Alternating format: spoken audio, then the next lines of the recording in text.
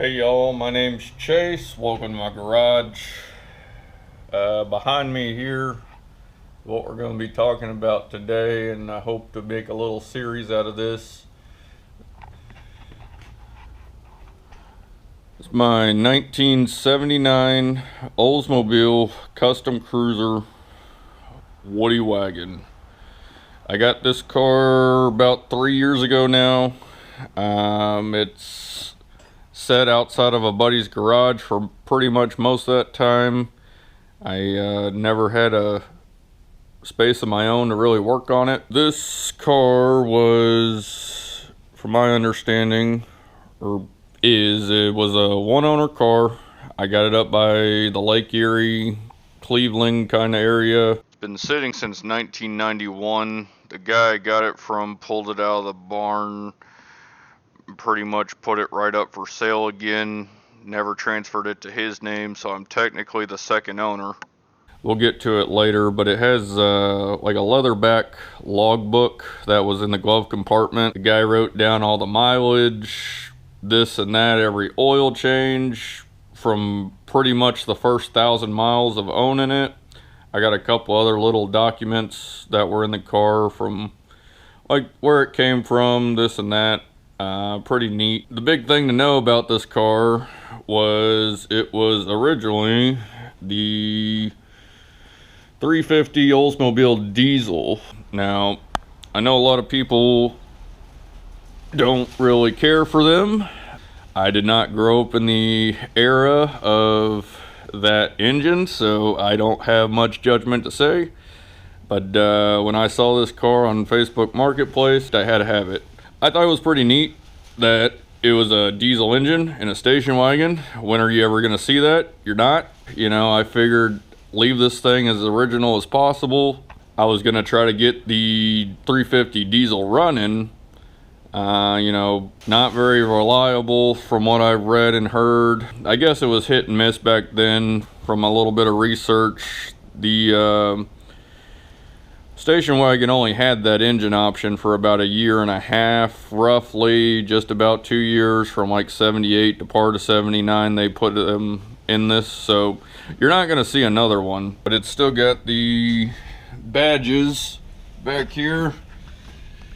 Oldsmobile diesel, that's pretty neat. I'll talk a little bit later on why I didn't start this project sooner. I ended up renting a 10x30 storage unit, so I was out of the weather.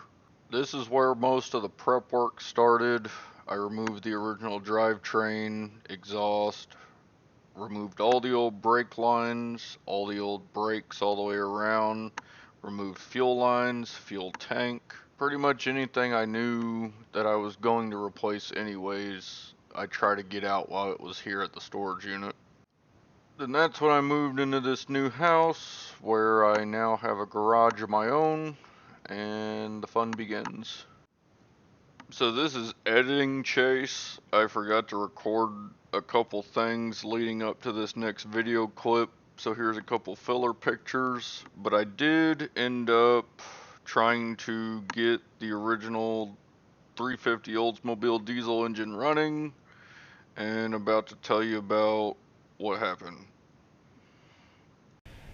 Wasn't getting any fuel up to the injection pump. Sorry, out of the injection pump. I got fuel to the injection pump, but not out of the injection pump. So the backstory on that, I've spent probably every bit of 1 year, 1.5 years tracking down parts to rebuild this injection pump. It's let me see, got it up on the shelf here. So it's a Rusa pump, a Rusa Master injection pump. You can find a variation of these on some tractors and stuff still, but I called a couple local places or within an hour of here that still kind of rebuild these types of pumps, and all of them pretty much said good luck. And even just dropping them off without having parts or this or that was roughly going to be between $900 to $1,500 just to drop off for them to tear apart to see what they needed to rebuild this pump.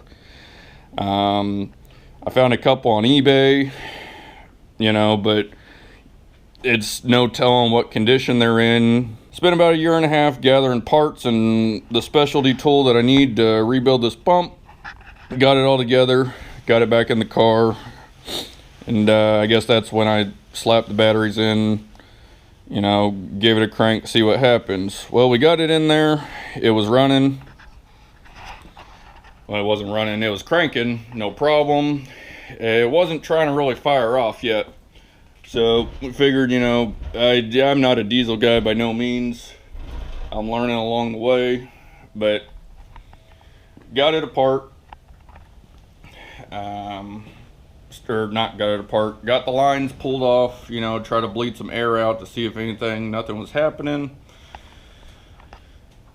Decided to start cranking it again. We heard a pop. What was that? Looking around, can't really see anything. And if you don't know, that injection pump kind of sits down under where like the intake is on those engines. So we're looking around, didn't really see anything out of the blue. Started cranking again. It popped one more time. So at that point we're like, what's going on? Well, we start to looking, and on the pump, so you can see it here, the mounting flange here had cracked all the way across, and that whole upper piece had just snapped off. Well, at that point in time, I said, well, that's a problem. You can see here I kind of just temporarily tack welded it back together. This is cast aluminum, but I lined it up the best I could, got it tacked together.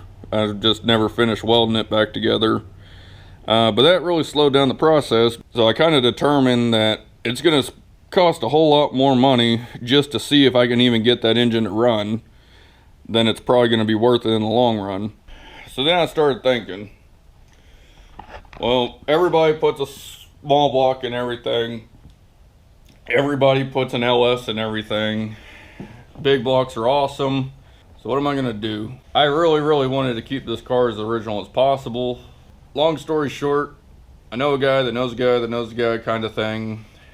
I located a LB7 Duramax engine with a 5-speed Allison transmission. So I'm gonna show you what I got for this thing now. This here is my LB7 Duramax. It's very low miles, actually roughly around 30,000 miles. So I got pretty lucky on that deal. That's the Allison there. But this truck, the truck was wrecked several times throughout its life, and really it's been sitting for probably 20 years now. I'll throw a clip in this video somewhere. I went out the one day, I slapped some batteries in the truck. The truck's stuck in security mode, couldn't get it to start. So I took a starter button, hooked it right to the starter. Got some WD-40 sprayed down in the system, hand cranked the whole thing over a couple times, kept spraying it with WD. This thing started right up.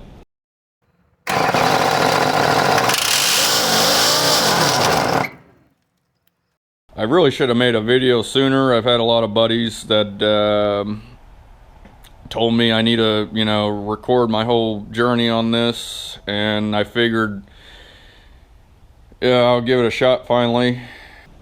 But yeah, so how are you gonna fit this thing in the station wagon? Well, I mean, there's lots of real estate under this hood, but the biggest thing that I ran into, it's a lot taller than your standard engine. Width-wise wasn't so bad, front to back wasn't so bad. How do I make this fit now? Well, first step, you know, take the whole front end off, whatever. I got in here, I originally had everything together first. I go to fit it in as is, see what would work, see what wouldn't work, what do I gotta trim, what do I gotta cut. You can see here now pretty much the whole original cross member is missing.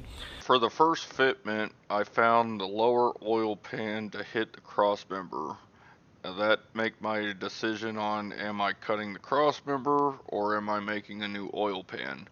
Once I took the oil pan off, I realized the pickup tube is in a location that's not going to be the easiest for me to just fabricate a new pan. So I started cutting, and I started cutting just the top half of the cross member, and that turned into the whole top of the cross member, which turned into the top and the sides of the middle of the cross member. So I just had the lower piece.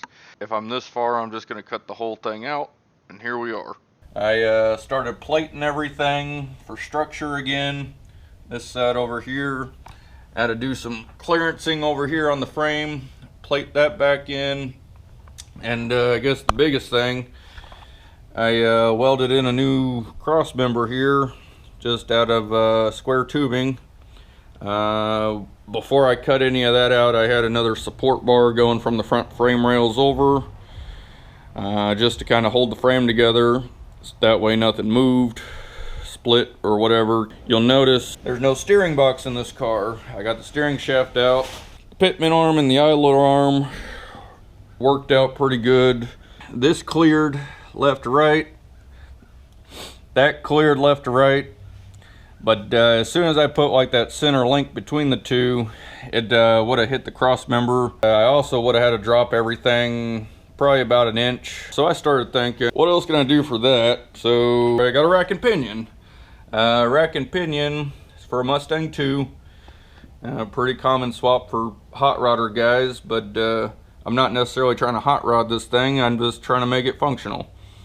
So got that. That'll be up later in a video when I get that going. That's my next project, to work on the steering components. The rack and pinion is going to do a couple things for me. So not only am I getting clearance for under the engine, which you'll see a little bit later, but I'm getting clearance now on these front frame rails. But the problem I run into now, before I can get this in the car and permanent, I have to make engine mounts. Well, the engine mounts on the side of these blocks are around almost the middle of the block area. Well, that, when it's in the car, ends up right above the cross member. That's cool, but I don't have enough space between the block and the cross member now. So what I'm going to do, I'm going to make some engine mounts closer towards off the front of the block now. I'm going to have some mounts coming off the front of the frame rail, which should come kind of up in a V. I'll have some bushings so it doesn't vibrate the car to death, because I plan on cruising this thing and using it as my tow vehicle and all that. It's going to have some pedestal mounts. Everything's going to sit down on it. Hopefully just peachy. Everything fits good. So what are my plans with the car? The car, you know, originally I was actually looking for an El Camino, like a 78, 79, up to an 87, but I wanted the single headlight. From like a 78 or 79, or I guess 80, 81 maybe. But wanted a El Camino, still want an El Camino. I'll get another one. Well, I ended up getting one that ended up going to the scrapyard. But this is gonna be my tow vehicle. Get a trailer hooked up. It's already got a hitch on it, probably back from the early 80s. Yeah, I mean, the guy might have even put it on in the 70s, I don't know. I'm gonna use this to pull my Camaro. It's my Camaro. Pull Camaro to the racetrack. It's my 1984 Chevrolet Camaro. We'll do a video on this sometime later in the future. Right now we're sitting in about the mid to high 10 range on the quarter mile. I bought this car. This was actually my first vehicle. Sorry, not first vehicle, first car. I actually bought a motorcycle as my first vehicle, but there she is. We call her Toothless. We'll make another video of that in the future. But for right now, a lot of what's going to be on this YouTube channel. This is my first attempt at making a video. I'm also recording this on a GoPro Hero 4. So it's like 11 or 12-year-old camera now. So until I get something better, this is what we're working with. You know, again, I'm kind of doing this for me, but kind of doing it just to, you know, keep a video journal of how I got this thing on the road. We'll see what happens. I can't promise, you know, frequent uploads on this and that because I'm still learning on how to do it. But, you know, I hope to have some fun with this, you know, show everybody that, you know, I'm an amateur fabricator. I've only been welding for about 6 years now. I actually started TIG welding first. I don't have a lot of time on a MIG welder at all, but I figured this was a good opportunity to learn on the MIG welder. If I'm going to be doing something like this, the MIG's going to come in handy in my own garage. I actually started learning on a Lincoln, I think it's a Lincoln Square Wave 255 TIG. I think it was made in like 96 or something. Started on that. I've gotten pretty good with mild steel. I can do stainless fine. I've gotten pretty good with aluminum. I guess that's gonna wrap up this first video. If you made it this far, thank you. You know, we'll try to get this project going sooner than later. My original plan for this car was try to get it on the road and moving by the end of May. We'll see what happens. The drag strip we go to up around here opens in May. I got a lot of stuff to do still. I don't want to rush anything. I want to try to do it right the first time. Hopefully next video I'll start showing my process on how I'm getting the steering rack in, how I'm going to mount all that up, how I get the linkage from here to there still. You know, we'll go from there. But thanks for watching. See you in the next one.